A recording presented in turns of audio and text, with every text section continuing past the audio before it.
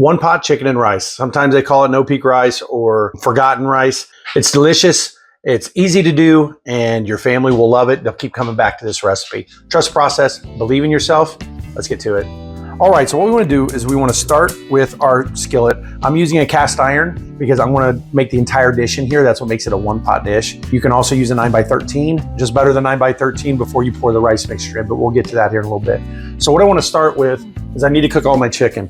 When we cook our chicken, we're going to cook our chicken skin side down, and we're not going to flip it over. The reason is because we just want the brown off of the skin and the fond that it creates in the pan, and then we're going to flip it over skin side up in the dish and cook it in the oven. So this will come to temperature, and then we'll start cooking our chicken again skin side down. Okay, so our oil's up to temp. I want to put this on like a medium to medium high to cook the chicken. We're doing this because we don't want to overcook the chicken in the oven. It's going to be in the oven for at least an hour. So if we get what we need out of the chicken skin, which is the oil, the flavor, the fond in the bottom, then we can cook it the rest of the way in the oven. I also debone these myself. There's another video for that. It'll be up here on the screen. Show you how to debone these if you don't know how already. They're very easy. They can save you they can save you 70% on just deboning yourself, and you can do a whole platter in about 10 minutes. But again, that's in the video, so definitely watch that. We're gonna cook these down. I'll show you what they look like when they are done. Just give me a couple minutes to get these cooking. All right, so this is what you're looking for. You're looking for a nice, dark, golden brown. You want all this to cook down as much as possible, because once it steams, you might not even be eating the skin. The skin might be too soft, but you definitely want that flavor out of it. So what we want to do now is we want to add our onions. The recipe calls for 1 medium onion. Like I said in my intro, I'm doubling your recipe, so what you're seeing is not the recipe for 4, it's the recipe for my large family. We're going to cook these down to almost caramelized, and what the onions will do is as they release moisture, they'll help deglaze the pan. That way it gets up all those good bits on the bottom. As you notice, I didn't remove the oil. That's all flavor, and that'll help cook the onions. So let's get these down to brown, and then we will add the garlic and the rice. So now you can tell that the onion is getting pretty brown. That's what we were looking for. It has deglazed the bottom of this pan. The pan is perfectly clean. The reason you really want to get these to brown is not necessarily for flavor, as is to reduce as much moisture out of them as possible. Even if you use a white onion or a sweet yellow onion like a Vidalia, they tend to break up or break down and will get mushy. But a Spanish onion holds up a lot better under high heat. So I always recommend Spanish onions when you're cooking at high heat, simply because that you'll still have the texture of the onion. So let's go ahead and add our garlic. We're gonna cook that for just a minute to get them fragrant. All right, now that that's done, we're gonna add 1 cup of long grain white rice. Make sure you have washed this thoroughly. We wash ours 4 or 5 times, whatever it takes, until all the starch is off and the water runs dry. I tell you people, if you do not wash your rice, you need to. It changes the dish. You don't want your rice to be clumpy and mushy. Washing your rice does wonders to the texture of the rice when it's done. So what you want to do here is you want to cook the rice until it starts to toast a little bit. It doesn't have to get brown, it just starts to toast. That could take a few minutes. Again, it's a bigger pan, so it might take a little longer. All right, so once your rice is toasted, sorry about the lights, guys. I didn't realize I had my overhead light on, and that's really bright on the video, so I turned that off. So your rice is done being toasted. You want to turn your heat off. You want to start by adding our broth. Then we're gonna get all of our soup. We got 10.5 ounce can of cream of mushroom and a 10.5 ounce can of cream of chicken.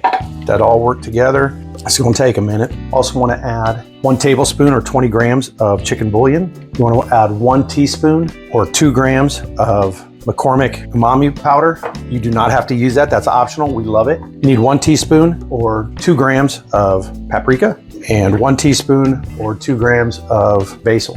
Now you wanna get all this stirred well before you taste it. That's why I didn't add salt and pepper earlier, because I knew we were going to put in the bouillon. The umami seasoning has a little bit of flavor, but let's get this all stirred up.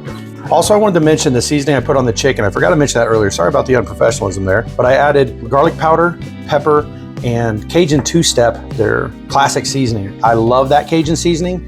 You can add anything you want. You can add lemon pepper, you can add Italian seasoning, any seasoning you normally would put on chicken, just add it on there. It truly doesn't matter. It's however you like it. Chicken and rice should be however you like it. It's a very basic recipe, just protein, rice, and your flavoring. That's all mixed up. That is good to go. We're gonna put that aside there. And now we're gonna add our chicken. Now remember, it's undercooked there, so we're gonna lay this down. Look at that, how beautiful that is. Again, it's not expected for you to have this large of a pan. So there's a lot of chicken here, but this is definitely going to fit. You're going to want to cover this very tightly so no steam gets out, because that's what's cooking your rice. So cover it very tightly, put it in a 350 degree preheated oven. Watch your hands because you got cast iron, because the pan is going to be warm. And make sure it's nice and snug.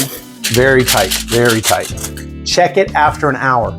You have smaller pans. I have a large pan, but I did put it in a cast iron, so that's going to retain a lot of heat. If you have a nonstick skillet, you can easily do this on the stovetop. With a nonstick skillet, do everything I just did, just get it up to boiling. So it just starts to bubble. It doesn't have to be boiling hard, but it just starts to bubble. Turn the heat all the way down, put a lid on it for 30 minutes to 35 minutes. Check the rice. If the rice feels like it's done, take it off the heat and then cook it or let it sit for another 10 minutes and just let it sit. And that'll be perfect. You do not have to put this in the oven. When you do it on the stovetop, it tends to get burned on the bottom a little bit, which it's going to on any rice dish, but you get less of that in the oven. And that's the reason we do that. So that's it. We're gonna check this in an hour. See you second. All right, everybody, it is done. It was about an hour and it had a little bit of moisture on top. So I threw it back in with the foil off for another 15 minutes. And that's flawless. This is just me checking the rice. It's beautiful. It's perfect. Let me plate this up. We'll get Trina to test this out. All right, it is done. Look at it. It's beautiful. Look at that. You already saw the pan when it was done. This is amazing stuff, guys. It is really good. It is really easy. Everyone will love it. The rice turned out perfect. Let's get Trina in here and let her try, because this is the first time I've ever made this recipe. I don't like doing that often. This is the first time I put this together. I'm really kind of interested in seeing what she thinks. She's kind of picky. You know how she can be. Hey, babe. Trina, I know you're over there giggling. I hear you. Here, try it. Remember, first time I've ever done this recipe. This is really, truly the first time we've ever done this. You like it? Good flavor. Is there anything that needs to change in it? Even the texture of the rice is just spot on. That was really good. I'm gonna have you try that. The chicken? Yeah, try that real quick. And if you guys worry about putting raw chicken on the rice, every other recipe you see for it tells you to put completely raw chicken breast on there. So as long as it hits 165, how's that thigh? It's juicy. Yeah, because thighs, I like thighs better. You can overcook a thigh and it's still better than an overcooked breast. You like it? It's tasty. It's really good. You can add mushrooms. You can add a bag of frozen vegetables. I recommend taking the frozen vegetables, put them in the microwave, cooking them first. That way it gets the water off of them, and then drain them. And that way it doesn't add more water to the rice. You can add mushrooms. I would personally cook the mushrooms a little bit, again, because mushrooms have a lot of water in them, and it'll add more water to the dish, and you want to remove that. Other than that, make it your own.